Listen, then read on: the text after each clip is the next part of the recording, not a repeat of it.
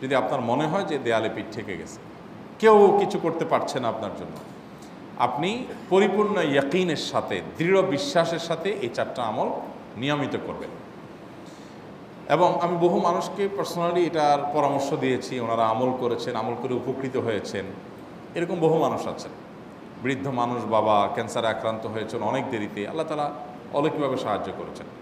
হ্যাঁ, কখনো যদি আল্লাহ তাআলা এই আমলগুলো করার পরও আমার বিপদ দূর না করেন, তাহলে হয় আমার আমলের মধ্যে কোনো ত্রুটি ছিল, অথবা আমার এই বিপদ দূর না হওয়ার মধ্যে আমার জন্য কোনো কল্যাণ নিহিত ছিল। আল্লাহ তাআলা আমার দোয়া কবুল করে যে উপকার হতো তার চাইতে বেটার কিছু হয়তো আমাকে দিবেন, এই ইয়াকিন একজন ইমানদারের থাকবে। সে 4টা আমলের 1 নম্বর হলো ইস্তেগফারের আমল। ইস্তেগফার, আপনি ফেসে গেছেন কোনো জায়গায়, কোনো উপায় পাচ্ছেন না, আপনি ইস্তেগফার করতে থাকেন। আস্তাগফিরুল্লাহ ওয়া আতুবু ইলাইহি, আস্তাগফিরুল্লাহ ওয়া আতুবু ইলাইহি, আস্তাগফিরুল্লাহ ওয়া আতুবু ইলাইহি, আস্তাগফিরুল্লাহ, আস্তাগফিরুল্লাহ, আস্তাগফিরুল্লাহাল্লাযী লা ইলাহা ইল্লা হুয়াল হাইয়ুল কাইয়্যুম ওয়া আতুবু ইলাইহি ওয়া লা হাওলা ওয়া লা কুওয়াতা ইল্লা বিল্লাহ। আল্লাহুম্মা আনতা রাব্বী লা ইলাহা ইল্লা আনতা খালাকতানি ওয়া আনা আবদুকা ওয়া আনা আলা আহদিকা ওয়া ওয়া'দিকা মাসতাতা'তু আউযু বিকা মিন শাররি মা সানা'তু আবুউ লাকা বিনি'মাতিকা আলাইয়া ওয়া আবুউ লাকা বিযামবি ফাগফির লি ফাইন্নাহু লা ইয়াগফিরুয যুনুবা ইল্লা আনতা। সাইয়্যিদুল ইস্তিগফার। এভাবে যে কোনো ইস্তেগফার করতে থাকেন, আপনি বেশি বেশি করে আল্লাহর কাছে ইস্তেগফার, ক্ষমা প্রার্থনা করতে থাকেন, খুব বেশি। আপনার 2 ঠোঁটে অনবরত আপনি চাইতে থাকেন আল্লাহর কাছে ক্ষমা। এই ইস্তেগফার সম্পর্কে নবী করিম সাল্লাল্লাহু আলাইহি ওয়াসাল্লাম বলেছেন, মাল্লাজিমাল ইস্তেগফার, যে ব্যক্তি ইস্তেগফারকে আঁকড়ে ধরবে, আঁকড়ে ধরা মানে কি, এটা ছাড়বে না, সে পড়তেই থাকবে অনবরত। টয়লেটে যাওয়ার সময়টা, ঘুমের সময়টা, খাওয়ার সময়টা বাদে, অবসর নামাজের সময়টা বাদে, সারাক্ষণ সে ইস্তেগফার পড়বে। এরকম যদি কেউ করে, আল্লাহ রাব্বুল আলামিন জাআলাল্লাহু লাহু মিন কুল্লি হাম্মিন ফারাজা ওয়া মিন কুল্লি যায়কিন মাখরাজা, সকল পেরেশানি থেকে, সকল টেনশন থেকে বের হওয়ার পথ আল্লাহ তাআলা অলৌকিকভাবে তার জন্য আবিষ্কার করে দিবেন। এবং আমি আমার জীবনে যেটা বলেছিলাম, বিস্তারিত বলতে চাই না, এরকম পরিস্থিতি আসছে যে চোখের সামনে কোনো আপাতত রক্ষার কোনো পথ আর খোলা নেই, এমন ভয়াবহ বিপদ। ইস্তেগফার করতে করতে এমনভাবে আল্লাহ তাআলা সাহায্য করেছেন যে এটা কল্পনা করলেও মনে হয় যে স্বপ্নের মতো। কিভাবে এখন এই লোক এই জায়গায় আসলো আমার সাহায্যের জন্য, এই লোক তো এটা আমি এই জায়গায় আসার কথা না, টিকুনি এসে হাজির হয়ে গেলেন এবং উপকারটা, আমার সমাধানটা হয়ে গেল সমস্যা।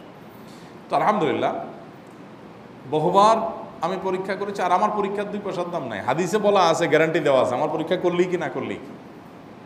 তাহলে একটা আমল হলো কি, ইস্তেগফার। সব সময়ের জন্য এটা কন্টিনিউয়াস করবেন, আর এমনিও অবসর সময় ইস্তেগফার করবেন। আরবদের মধ্যে সৌন্দর্য আছে, তারা বিভিন্ন ডাক্তারের ওয়েটিং রুমে বা বিভিন্ন জায়গায় মানুষ যেখানে অপেক্ষা করে পাবলিক প্লেসগুলোতে লিখে রাখে ইস্তেগফার করুন। আপনার হাইওয়েগুলোর পাশে লেখা থাকে ইস্তেগফার করুন, এবং তারা আসলে একটু পরপর দেখা যায় ইস্তেগফার করে। ভালো মন্দ গুণ সবার মধ্যে আছে, তাদের এই ভালো গুণটা আছে, ইস্তেগফার বেশি বেশি করা। আমরা ইস্তেগফার সচরাচর এইভাবে অনবরত অবসর সময় করার অভ্যাস অনেকের মধ্যেই নাই। আমরা এটা চালু করবো ইনশাআল্লাহ। বিশেষ করে যখন কোনো সমস্যা হবে, তখন ইস্তেগফার চলতে থাকবে মুখে অনবরত। ধীরে ধীরে মহব্বতের সাথে নিজেকে, নিজের পাপ অপরাধগুলোর কথা স্মরণ করে আল্লাহর কাছে মাফ চাইতে থাকবো, পেরেশানি দূর হবে ইনশাআল্লাহ। 1 নাম্বার 2, দুরুদ। নবী করিম সাল্লাল্লাহু আলাইহি সাল্লামের প্রতি দুরুদ পাঠ করা, এটা যদি আপনি নিয়মিত করতে থাকেন মহব্বতের সাথে, আল্লাহুম্মা সাল্লি আলা মুহাম্মদ ওয়া আলা আলি মুহাম্মদ কামা সাল্লাইতা আলা ইব্রাহিম ওয়া আলা আলি ইব্রাহিম ইন্নাকা হামিদুম মাজিদ, আল্লাহুম্মা বারিক আলা মুহাম্মদ ওয়া আলা আলি মুহাম্মদ কামা বারাকতা আলা ইব্রাহিম ওয়া আলা আলি ইব্রাহিম ইন্নাকা হামিদুম মাজিদ। আপনি একবার ছোট দুরূদ যদি পড়েন, সাল্লাল্লাহু আলাইহি ওয়াসাল্লাম, সাল্লাল্লাহু আলাইহি ওয়াসাল্লাম, আল্লাহুম্মা সাল্লি আলা মুহাম্মদ ওয়া আলা আলি মুহাম্মদ, শুধু এইটুকু পড়েন।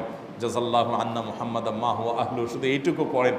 আপনি এভাবে যেই কোনো দুরূদ নবী করিম সাল্লাল্লাহু আলাইহি ওয়াসাল্লামের প্রতি যদি পড়েন এবং পড়তে থাকেন অনবরত, ইস্তেগফারের পাশাপাশি দুরূদের ক্ষেত্রে নবী করিম সাল্লাল্লাহু আলাইহি ওয়াসাল্লাম বলেছেন যে এইটা তোমার জন্য যথেষ্ট হয়ে যাবে। তুমি যদি আল্লাহর কাছে আর কোনো দোয়া করতে না পারো, শুধু দুরূদটা পড়ো, তোমার সব পেয়ে যাবে, কিচ্ছু লাগবে না। এক সাহাবী বলছেন, রাসূলুল্লাহ, আমার দোয়ার মধ্যে দুরূদ কত % রাখবো? আমি তো আমার অনেক কিছু আল্লাহর কাছে চাইবো, দুরূদ মানে তো নবীজির জন্য দোয়া, মানে আমার জন্য তো আমি দোয়া করবো, আপনার জন্য দোয়া কত % করবো? 1/3, 1/4, তারপরে হাফ, এবার বিভিন্ন পার্সেন্টেজ বলছিলেন তিনি। নবী করিম সাল্লাল্লাহু আলাইহি ওয়াসাল্লাম বলেছেন যে হ্যাঁ, এর বেশি করতে পারলে আরও ভালো, আরও ভালো। তো ভদ্রলোক এর বেশি, ওই সাহাবী রাদিয়াল্লাহু তাআলা আনহু, তিনি এর বেশি বাড়াতে একটা পর্যায়ে বলছেন যে আমি সব দোয়া আপনার জন্য করি। নবী করিম সাল্লাল্লাহু আলাইহি ওয়াসাল্লাম বলেছেন, তাহলে তোমার আর কোনো দোয়াই করতে হবে না, এর মধ্যে সব দোয়া চলে আসবে। কারণ আপনি যদি বলেন আল্লাহ আপনার নবীর প্রতি আপনি রহমত নাজিল করেন, আপনার নবীর প্রতি আপনি শান্তি নাজিল করেন, আপনি যেটা দোয়া করেন, তো আল্লাহকে আল্লাহর নবীর প্রতি আপনি রহমত নাজিল করতে বললে আল্লাহ তাআলা আপনার প্রতি রহমত নাজিল করবেন কি করবেন না? আপনি কাউকে খুশি করতে চান, কার কাছ থেকে কিছু আদায় করতে চান, তার ছেলেটারে যদি হাদিয়া তোহফা দেন, আদর যত্ন করেন, তো বাই ডিফল্ট অটোমেটিকলি ওই লোকের সিম্পেথি আপনার দিকে আসবে কি আসবে না? চোখ বন্ধ করে আসবে। তো আল্লাহর নবীর জন্য যখন আপনি দোয়া করবেন তখন আল্লাহ তাআলা আপনার মধ্যে রহমত নাজিল করবেনই, এটা নবী সাল্লাল্লাহু আলাইহি ওয়াসাল্লামের ওয়াদা। যে কোনো পেরেশানি, তিনি আরো বলেছেন যদি কেউ দুরূদের আমল করে নিয়মিত, আল্লাহ রাব্বুল আলামিন তার সকল পেরেশানির জন্য যথেষ্ট করে দিবেন। এই আমলটাকে সবগুলো দূর করার জন্য যথেষ্ট হয়ে যাবে। এই দুরূদের আমলটা আমি দেখেছি সুবহানাল্লাহ গুলির মতো কাজ করে। আজকের ঘটনা, এক ভদ্রলোক সকালে একটা টেলিভিশন চ্যানেলে, বেসরকারি চ্যানেলে প্রোগ্রাম শেষ করে নামছিলাম লিফটে, তো উপস্থাপক উনি বলছিলেন যে ভাই মানে দুরূদের আমল পড়ে আমি কিছুদিন আগে একটা ইয়াতে মানে এমন একটা অবস্থা যে এইটা থেকে বের হওয়ার কোনো পথ আর নাই, শুরু করলাম দুরূদ অনবরত, এরপরে আল্লাহ তাআলা আমাকে এমনভাবে উদ্ধার করলেন আমি কল্পনা করতে পারিনি। আলহামদুলিল্লাহ এই আমলগুলো করে অনেক ভাইরা আমাকে অভিজ্ঞতা জানাইছেন যে আলহামদুলিল্লাহ তাদের অভিজ্ঞতা অলৌকিক। হ্যাঁ, ওই যে বললাম কখনো যদি আল্লাহ তাআলা আপনার দোয়া কবুল না করেন তাহলে হয় আমার ত্রুটি আছে, আর না হলে আমার জন্য আল্লাহ তাআলা এর চেয়ে বেটার কিছু রেখেছেন, আমি সেই ইয়াকিন রাখবো ইনশাআল্লাহ বিইذنিল্লাহ। আর এই দোয়াতে সমাধান হবেই হবে, সে বিশ্বাস থাকতে হবে। নবী করিম সাল্লাল্লাহু আলাইহি ওয়াসাল্লাম বলেছেন, হাদিসে কুদসিতে আল্লাহ বলেছেন আনা ইনদা যান্নি আবদি বি, বান্দা আমার প্রতি যেমন ধারণা করে আমি তেমন আচরণ করি। এখন আপনি যদি চিন্তা করেন করে দেখি হয় কি না, দেখি ট্রাই করি, তাহলে ওই আল্লাহ তাআলা বলবেন ঠিক আছে দেখতে থাক। আপনি যদি ইয়াকিন করেন যে না নবী করিম সাল্লাল্লাহু আলাইহি ওয়াসাল্লাম যে বলেছেন অতএব সেটা হবেই, আর আল্লাহ রাব্বুল আলামিনের কাছে আমি ওইভাবেই চাবো যে আল্লাহ দিবেনই, আমি নিয়েই ছাড়বো, ইনশাআল্লাহ গুলি মিস হতে পারে, আপনার দোয়া মিস হবে না। ওই ইয়াকিন, ওই ঈমান আমার মধ্যে আনতে হবে, চেষ্টা করবো তো ইনশাআল্লাহ। তাহলে দুইটা আমল হলো ইস্তেগফার আর দুরূদ। 3 নম্বর আরেকটা আমল হলো দোয়া ইউনুস। দোয়া ইউনুস, লা ইলাহা ইল্লা আন্ত সুবহানাক ইন্নী কুনতু মিনাজ জালিমিন। বেশি বেশি পড়তে থাকবেন, যখন বিপদে পড়বেন ইস্তেগফার আর দুরূদ পড়বেন সবচেয়ে বেশি, আর মাঝে মধ্যে দোয়া ইউনুস, লা ইলাহা ইল্লা আন্ত সুবহানাকা ইন্নী কুনতু মিনাজ জালিমিন। আল্লাহ সুবহানাহু ওয়া তাআলা কোরআনে কারিমে এই দোয়ার পরে বলেছেন ওয়া কাযালিকা নুনজিল মুমিনিন। এই দোয়া পাঠ করার মাধ্যমে ইউনুস আলাইহিস সালামকে পৃথিবীর ইতিহাসের সবচেয়ে অলৌকিক ঘটনা, সকল সায়েন্স, সকল আপনার বিজ্ঞানের তত্ত্ব সবগুলোকে আপনার সবগুলোর বিপরীতে বা সবগুলোকে আপনার ভুল প্রমাণ করে দিয়ে ওই জায়গাটার জন্য আল্লাহ তাআলা ইউনুস আলাইহিসকে মাছের পেটে ঢোকার পর সেখান থেকে আবার জীবিত রেখে বের করেছেন। অক্সিজেন অভাবে তো সেখানে এমনি মারা যাওয়ার কথা, আরও নানা কারণে মারা যাওয়ার কথা, তাই না? কিন্তু আল্লাহ তাআলা তাকে রক্ষা করেছেন, কারণ উনি ওই বিপদে পড়ার পর থেকে এইটা পড়তেছিলেন, লা ইলাহা ইল্লা আনতা সুবহানাকা ইন্নী কুনতু মিনাজ জালিমিন। তো আল্লাহ তাআলা কোরআনে বলেছেন এটা ইউনুস, তার নবী ইউনুস আলাইহিস সালামকে আল্লাহ তাআলা এর মাধ্যমে রক্ষা করেছেন, সেটা তার জন্য খাস না, এটা তার জন্য স্পেশাল না, বরং আল্লাহ বলেছেন ওয়া কাযালিকা নুনজিল মুমিনিন, এটা দিয়ে আমি তাকে রক্ষা করেছি, একইভাবে ঈমানদারদেরকেও এইটার মাধ্যমে রক্ষা করব। এটা বড় অস্ত্র পেয়ে গেলাম। দোয়া ইউনুস বেশি বেশি পড়বো ইনশাআল্লাহ, লা ইলাহা ইল্লা আনতা সুবহানাকা ইন্নী।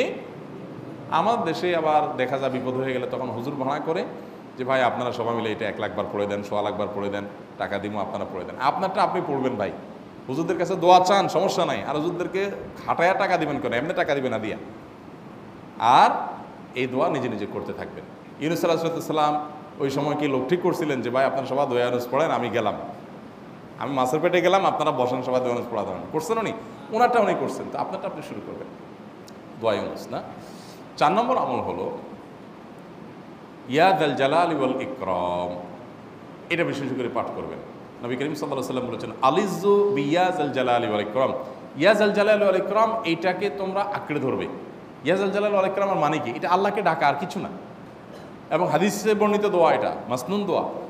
ইয়া যাল জালালি ওয়াল ইকরাম মানে হে মহা ক্ষমতার অধিকারী, প্রতাপশালী এবং সম্মানের মালিক, এটা বলার মানে হলো আল্লাহর কাছে নিবেদন করা, যেহেতু আপনার প্রতাপ আছে, আপনার জালাল আছে, আপনার বড়ত্ব আছে, হে বড়ত্বের অধিকারী এবং হে সম্মানের অধিকারী, আপনার যেহেতু আল্লাহ তাআলা এটা, আপনার যদি এটা আছে, অতএব হে আল্লাহ আপনি আমাকে এটা দান করুন, আপনার সেখান থেকে আমার প্রতি রহম করুন, আপনার সেখান থেকে আমাকে, আপনার বড়ত্ব থেকে আমাকে আপনি হেফাজত করুন, আপনার একরাম থেকে আমাকে আপনি, তা দিয়ে আপনি আমাকে রহম করুন।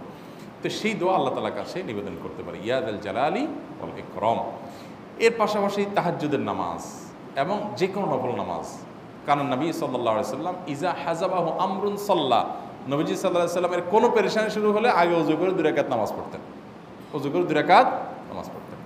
আমাদের যখন পেটে ব্যথা শুরু হয় আগে কার কথা মনে পড়ে? ডাক্তারের কথা মনে পড়ে। যখন গায়ে জ্বর আসে সবার আগে মনে পড়ে কিসের কথা? নাপা, নাপা, ঠিক না? জ্বর আসছে গায়ে, সবার আগে আমরা কি চিন্তা করি? নাপা। নাপা আপনি চিন্তা করেন, খান, নিষেধ না তো, ওষুধ গ্রহণ করা সুন্নত, নবী সাল্লাল্লাহু আলাইহি সাল্লাম নির্দেশ করেছেন ওষুধ সেবন করতে, আপনি করেন, ভালো কথা। কিন্তু ইমানদার সব কিছুর আগে ব্যথা আসছে, তাহলে ব্যথার জন্য একটা ওষুধ দোয়া শিখেছেন, দোয়াটা আগে করবে, পাশাপাশি ওইটা করবে, এলো ইমানদারের কাজ। আমরা আজকাল ইমান থেকে অনেক দূরে সরে গেছি। আল্লাহ আমাদের সেই ইয়াকিন দান করুন। তাহাজ্জুদের সময় দোয়া, অনেক বেশি দোয়া কবুল হয়। তাহলে 4টা আমল ইনশাআল্লাহ আপনাকে এই ভয়াবহ বিপদ থেকে উদ্ধার করার জন্য সাহায্য করবে ইনশাআল্লাহ। সে ইয়াকিন নিয়ে করবেন। সেই সাথে as-সাদাকা তারদুল বালা, দান সদকা করা, অন্যান্য যে আমলগুলো আছে টুকটাক সেগুলোর সাথে সাথে চালানো। বাকি এই 4টাকে বেসিক্যালি একটু জোরভাবে করতে থাকা। আস-সুন্নাহ ফাউন্ডেশন, উম্মার স্বার্থে সুন্নাহর সাথে।